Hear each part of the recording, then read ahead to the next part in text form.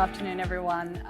As Adam mentioned, I'm Amala McPherson from Minter Ellison. I'm a partner in the finance team, and we're very proud to be sponsoring the ABA conference this year, the time of transition. And it's in the interest of transition that I join you on the stage today, because I'm here to introduce your next speaker. Now, we've had a full couple of days, and we've heard from some amazing speakers from a variety of backgrounds and fields of expertise. So it's fair to say at this stage we've got some pretty high standards of our speakers. And when we're talking about a keynote speaker, we've got two particularly high standards to meet. The first one is that he's a good speaker. Now, Darren Hill certainly fits that brief. Darren is an award-winning speaker who has been inducted into the Professional Speakers Hall of Fame. He has presented to hundreds of thousands of people across the globe, so we're very fortunate that he joins us today. The other thing that we want from our speaker, as a discerning audience of business professionals, is someone who has a solid track record in business. Someone who's genuinely qualified to talk to us about business success. Well, again, Darren meets that brief. He's a behavioural scientist, I almost said Scientologist, thanks for that, Darren, and the co-founder of Pragmatic Thinking, a business that has been named on the AFR's Fast 100 list not once, but 3 times in a row. Darren also advises some of the most recognisable companies in the world on issues around people and culture. So I'm sure he's got some particularly valuable insights to share with us today. So please won't you join me in welcoming to the stage Darren Hill.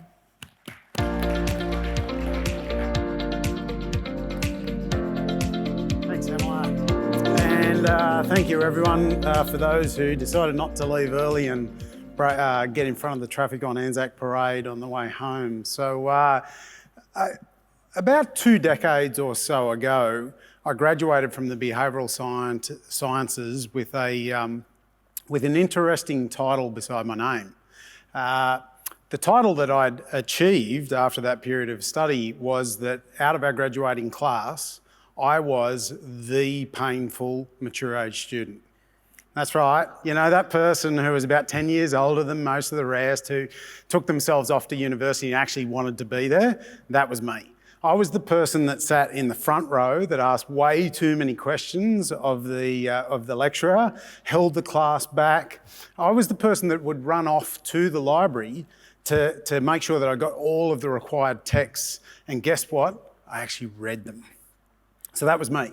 And interestingly about that is I actually kept my subscriptions to academic journals and databases open just so that on weekends and after work I could sit there and read the latest behavioural science papers that come out. I was glad that I did have access to those because I didn't get invited to a lot of social functions, and maybe there's a correlation in there. But I can actually remember distinctly this one study that came out from the University of Hertfordshire. So if I can just get that up on screen, guys, thanks.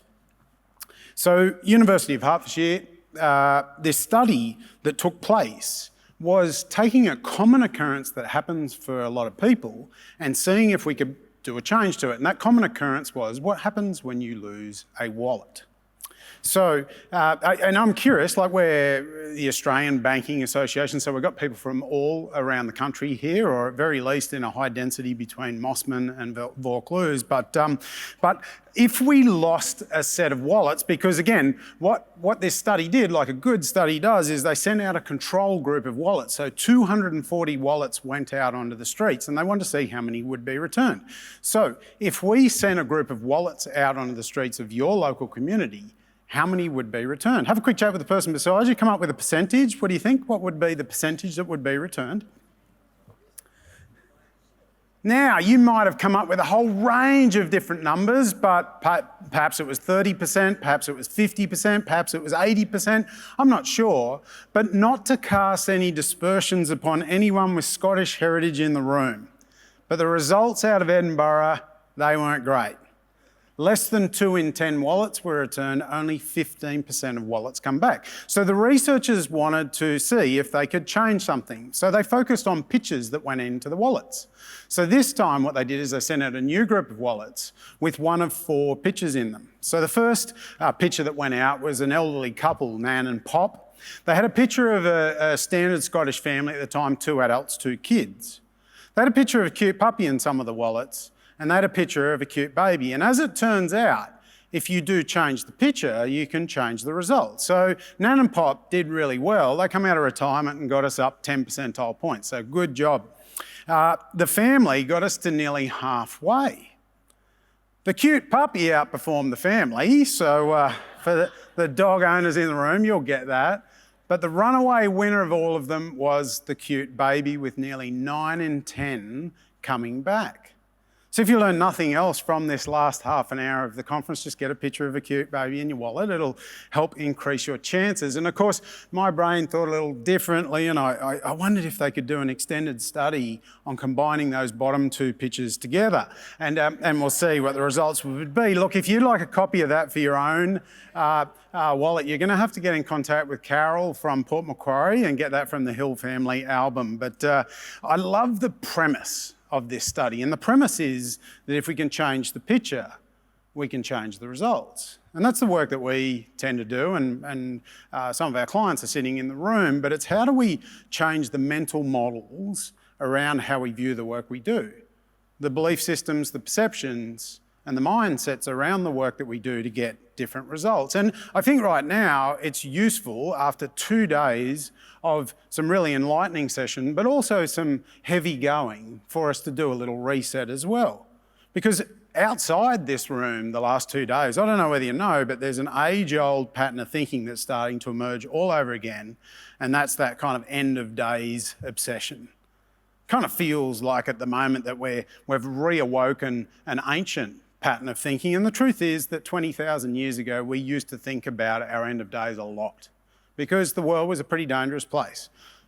Fire, flood, famine, predators could all end our existence, and the people who were close to us in such a short space of time, we paid a lot of attention to it. But as we built bigger societies and safer civilizations, what we tended to do was we started to invent the apocalypse. So we came up with Greek gods with immeasurable power.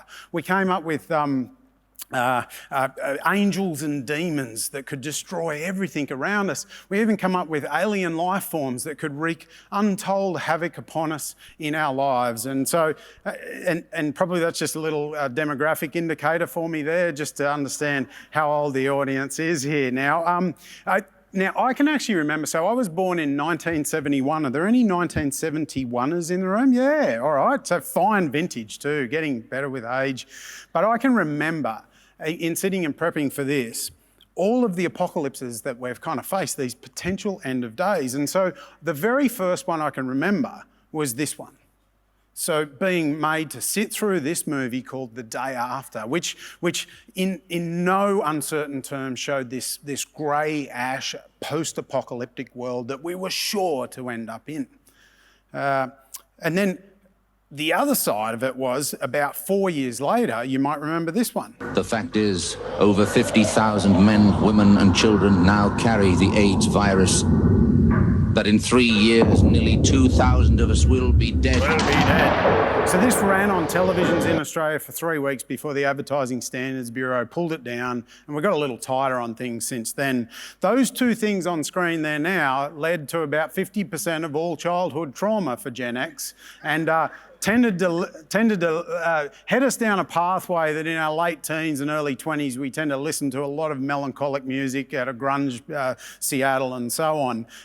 The other 50% of trauma came from something that was even worse. Here in Australia, we did not think that we could get through another day whatsoever. And that day was when Molly died on a country practice. Now, for those who are only 20 or 30 in the room who may not be aware of this social reference, it was basically the equivalent of Kim and Kanye breaking up. It was just bloody terrible. We didn't think we could live another day. But anyway, we kept going. And so, of course, the next apocalypse is, end of days, it turned out, remember this one, Y2K. There was going to be a run on banks, social order was going to fall apart, we were all going to be doomed, we were going to just turn on each other. Didn't happen.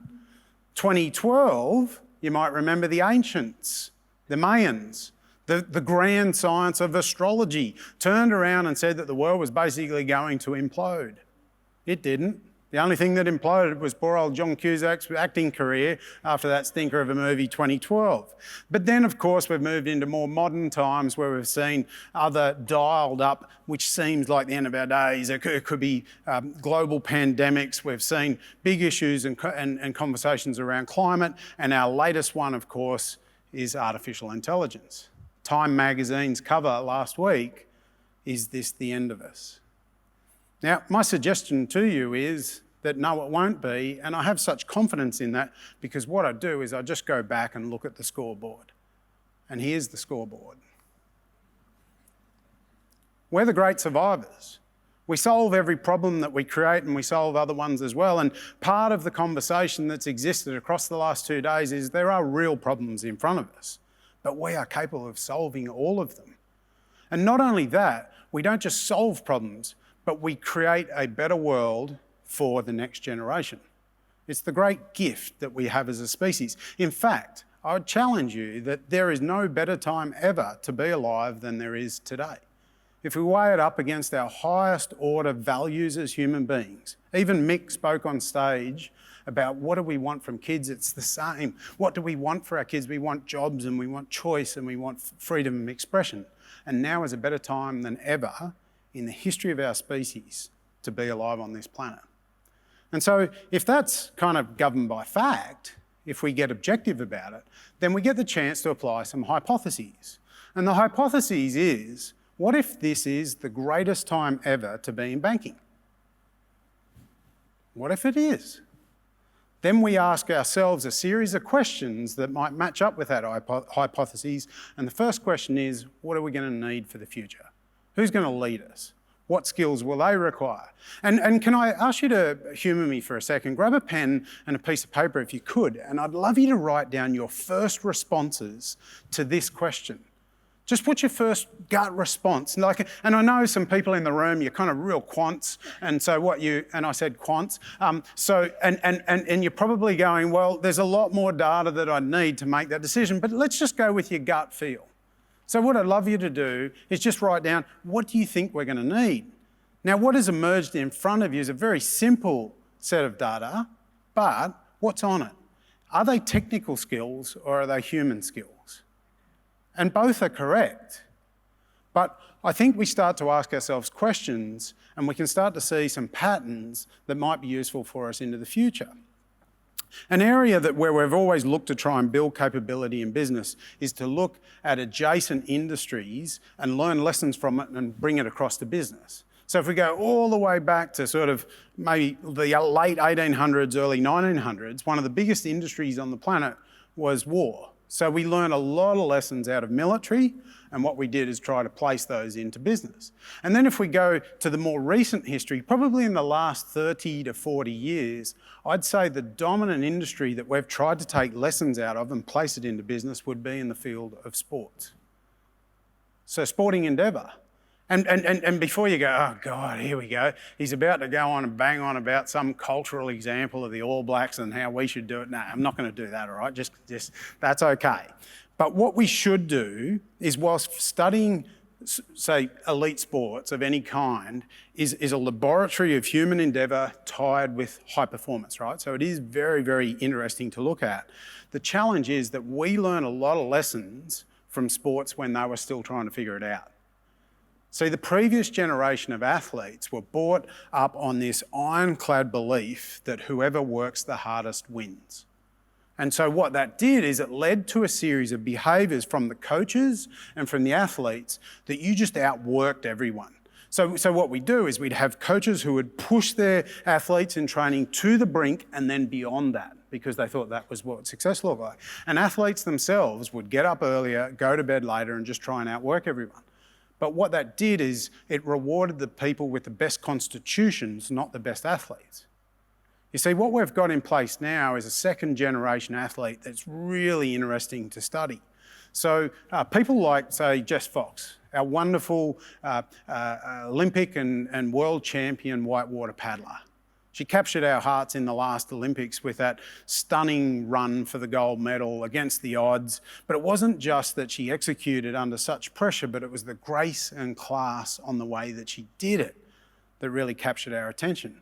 She is a prototypical second generation athlete because she doesn't just work on skills and hard work, they're a given, but she works on areas such as load, recovery, and importantly, works on identity and character.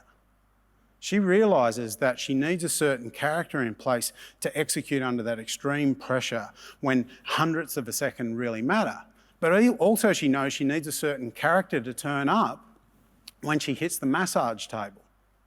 Those can't be the same person, right? And then equally, she needs another character to turn up when she stands in front of a room of her sponsors who fund her pursuit. Same person, different characters. And so what she does is she employs the services of someone like this fella on screen working with her here is probably Australia's most in-demand, least known high-performance specialist, Nam Baldwin. You'll see that they're working on her reaction times. There's no water anywhere to be seen and just trying to place her under stress and see how she reacts to that. But you'll also see that they're working on this advanced breathwork technique to try and neurally program her to be able to tap in to state. The state that she requires to do her job well, the character that she wants to bring is an embodiment of a second generation athlete. Now, I probably should have put a trigger warning on this clip that's on at the moment because Drinks is only about half an hour away, but I want to talk about an industry adjacent to this one that's really got a good handle on where they're going in the future, and that's the Australian wine industry. So we've been working with them for the best part of a decade now on taking well-established household names within their industry and try and uplift them to be the real leaders of the industry into the future. In fact, we launched the 2023 program yesterday where we had the likes of a Nam Baldwin in front of their leaders to show them how to program their systems to handle certain states when they're required, how to make better decisions under pressure, how to turn up as a character. This program is built on the following: better people make better leaders, and better leaders make a better industry. It's not just about technical skills. We certainly give them some of those, but what's important is that they learn how to execute under pressure. And the truth is that the last 8 weeks on our TV screens and in our papers, we've seen yet again in professional services and so on, we've seen some examples that keep reminding us that we need better people to be better leaders, to create better industries. Our conduct is as big a risk as many of the conversations that we've talked about over the last 2 days. It's an uncomfortable conversation, but one that we need to continue to have, and we need to support our emerging leaders to find that space. Who do they need to be when the big decisions need to get made? That's worth looking at into the future. Now, speaking of looking into the future, has anyone been for an eye test recently? Anyone in the room? Yeah. So, you know when you go into the optometrist and you sit in front of that gigantic machine and they ask you to put your chin in the thing, and then the optometrist gets a bunch of lenses and they ask you just a series of binary questions: blurrier, clearer, clearer, blurrier. And they just keep doing that over and over. And eventually, after about 15 minutes, you walk out with a new script for a pair of sunglasses, or a pair of reading glasses, and also the wonderful feeling of feeling a lot older. So anyway, this is our visit to the optometrist. And the interesting part about it, other than the lenses, is there's a series of letters that you're trying to focus on.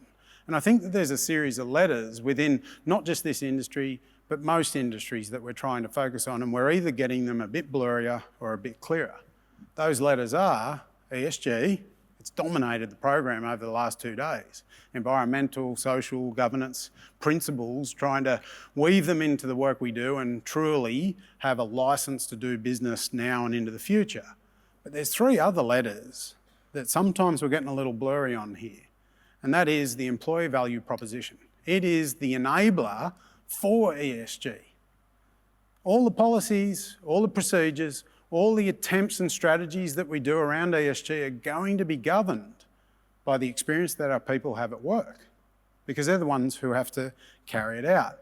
Now, I've got a couple of things around EVP to consider and hopefully give you to walk back into your organisations and have a conversation around. One is around specifically what we could do, and the other one strategically, what could we do? So specifically, I think that there is an enormous opportunity for an industry to be a hero for the rest of the knowledge-based workers in the world. And that is, what are we going to do about meetings? Could we rescue ourselves from this cultural, just frustration of meeting cultures that just aren't working?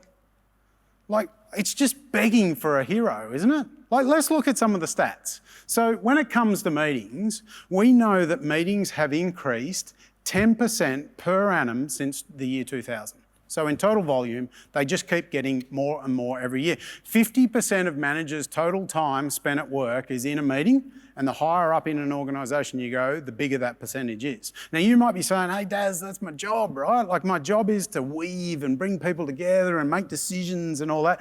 But then the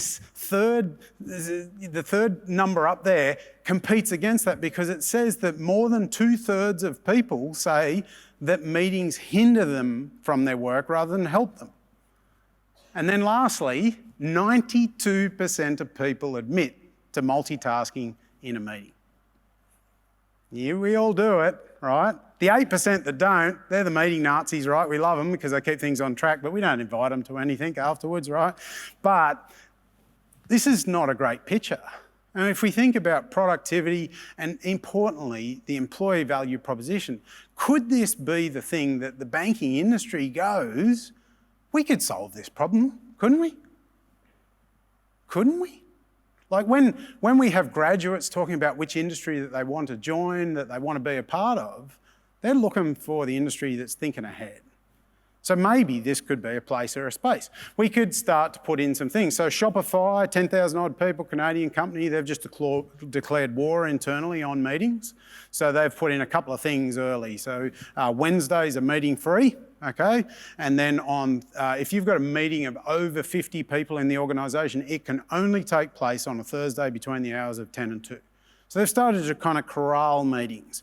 But on top of that, the CEO sent out an email to all staff and said, you have my full permission that if you don't understand the purpose of the meeting or can't see the value in it, you are not required to attend.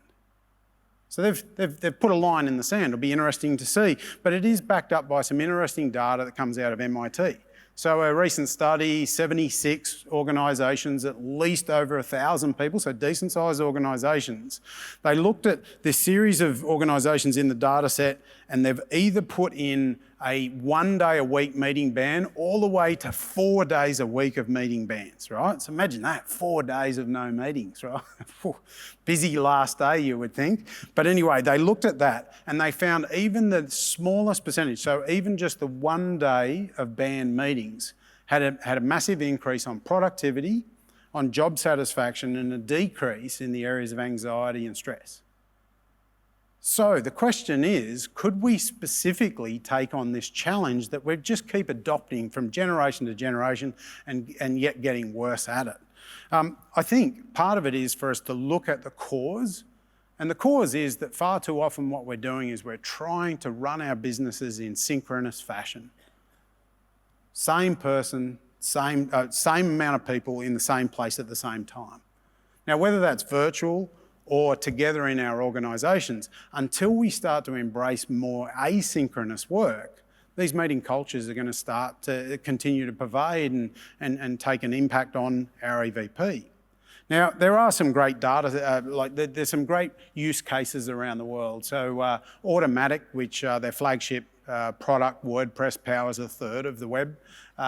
They are now 2,000 plus employees, 70 plus countries around the world, speak over 200 different languages. Never had a head office, completely remote. And this isn't a vote for remote work, by the way. This is a vote for asynchronous work. They have a 24/7 productivity cycle in their business where they can hand stuff over to the next group and over.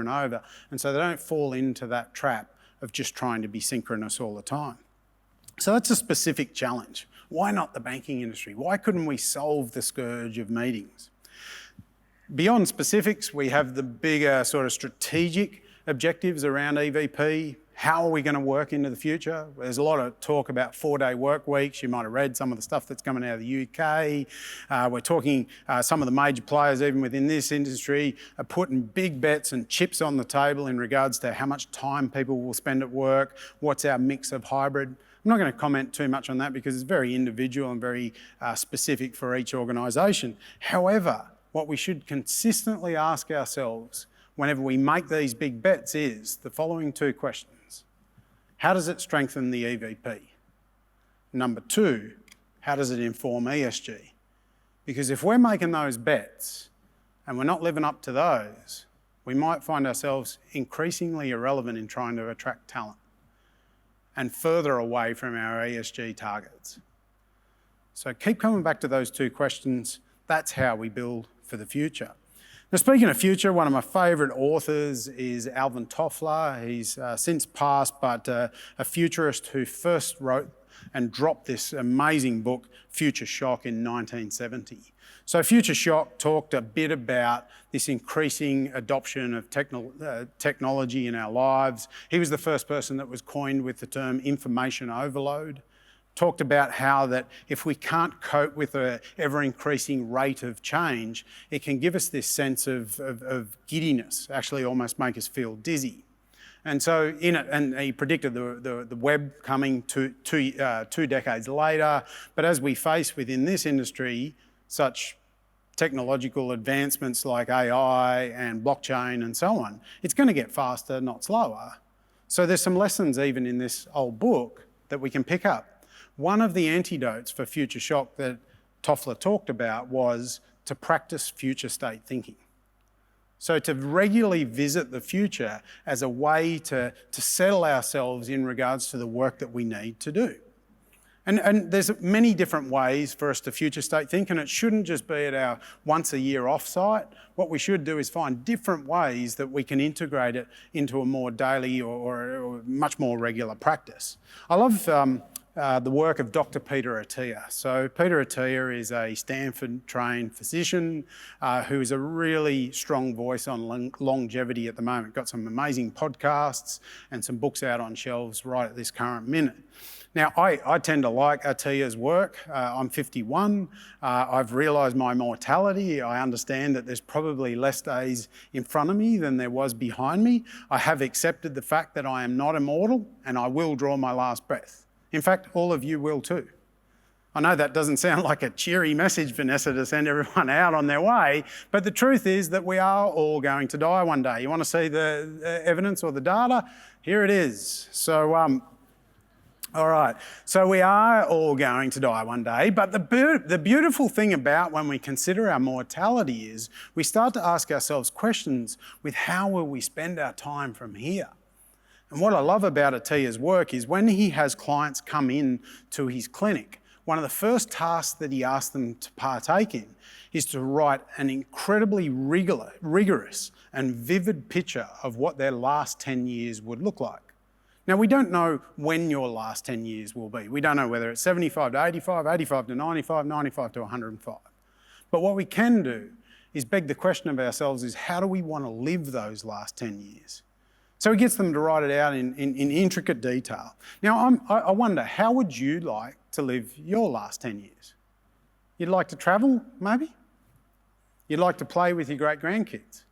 I'm not sure what it would look like for you, but it tends to be quite similar for some people. So what Attia and his team do is that they take those events that you want to have happen in those last 10 years and they program it into what they call the centenarian decathlon. 10 physical acts that you will require to live that future state. You see, if you want to travel when you're 85, you need to lift 10 kilos above your head. Why? Overhead luggage, right? If you want to travel, you need to be able to walk 3 kilometres really briskly because that's connecting flights, right? If you go to Dubai, it's probably about 18 kilometres, but anyway. So what they do is they build a practice, and what they do is go, well, if you want to do that when you're 85, Daz, you're 51. If you want to lift 10 kilos above your head, then you probably need to be doing 60 kilos now. Because what we know about the science of ageing is that you're going to lose strength. So where are you now? And let's get to work on it. Do you see that the future state activity compels us into the present by having a clear picture of what we want to be? It begs the question of where are we now? And that's the power of future state thinking. What it does is it allows us, as an industry, to tap into one of the most powerful mindsets that we can have as not just humans, but as industries, and that is to be great custodians. When we can visit the future, what we do is we ask ourselves questions of, am I leaving it in a better place today? Am I leaving it in a better place today? You see, that's been the great success of our species, is to not just take for now and satisfy our own hedonistic urges, but it's to act as a custodian for future generations. To ask ourselves, what can we do to make the industry even better? How can we get back or rediscover days where this is the industry of all industries that people would be attracted to? How can we attract the greatest talent by making it a phenomenal industry to be a part of?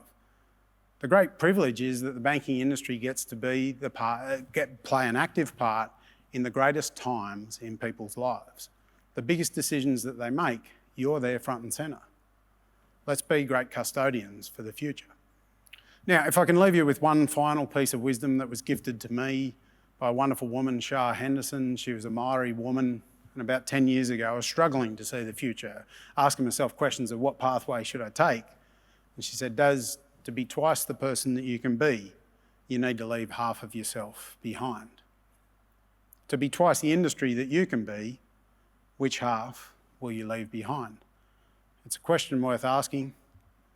It's a role worth playing, that can we make it better for the next generation? Thanks very much for your time. Enjoy some lovely Australian wines. Thank you.